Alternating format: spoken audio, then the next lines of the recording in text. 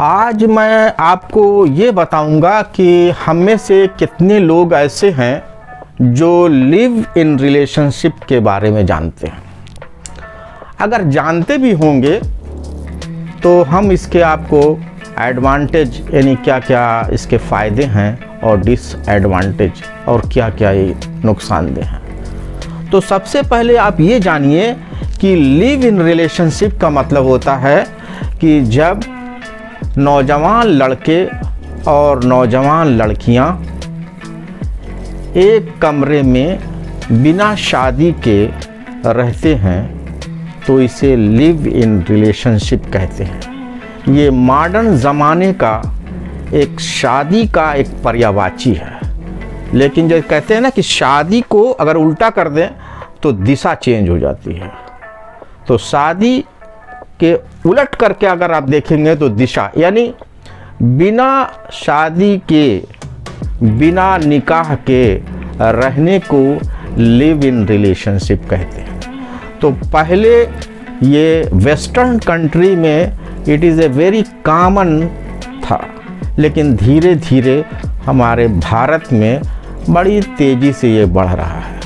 तो हम आपको इसके क्या क्या एडवांटेज हैं और क्या क्या इसके डिसएडवांटेज हैं, ये शादी लिव इन रिलेशनशिप में करना चाहिए या नहीं करना चाहिए, इसी के बारे में मैं आपको बताऊंगा।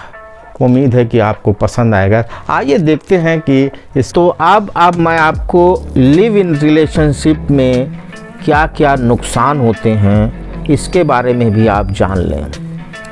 तो लिव इन रिलेशनशिप में रहने वाले जोड़े या पेयर ज़्यादा दिन तक नहीं चलते हैं, यानी ये टिकाऊ नहीं होते हैं। लिव इन रिलेशनशिप में होने वाले बच्चों को समाज तिरस्कार की नज़र से देखता है। लिव इन रिलेशनशिप में औरतों की लास्ट में बहुत ख़राब स्थिति होती है।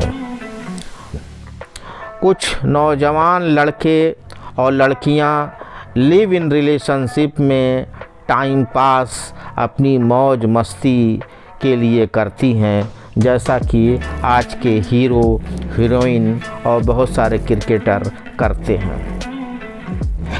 लिव इन रिलेशनशिप का क्लाइमैक्स ज़्यादा ठीक नहीं होता है।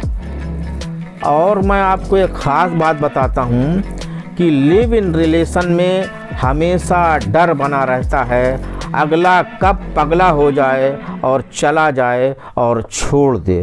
जैसा कि आप बहुत ज़्यादा जानते भी होंगे कि रिश्ते किताब की तरह होते हैं, लिखने में सालों लगते हैं लेकिन जलने में 1 सेकंड लगते हैं। तो ये मैंने आपको लिव इन रिलेशनशिप के एडवांटेज और डिसएडवांटेज बताया है।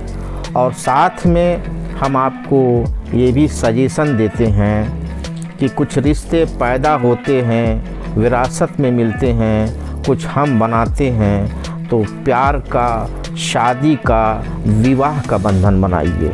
ये वेस्टर्न कल्चर को ना अपनाइए। सभी रिश्तों का एक नियम है, आप जिससे प्यार करते हैं उसे अपना बनाइए, उसे अपनी शरीके हयात बनाइए और एक मिसाल कायम कीजिए।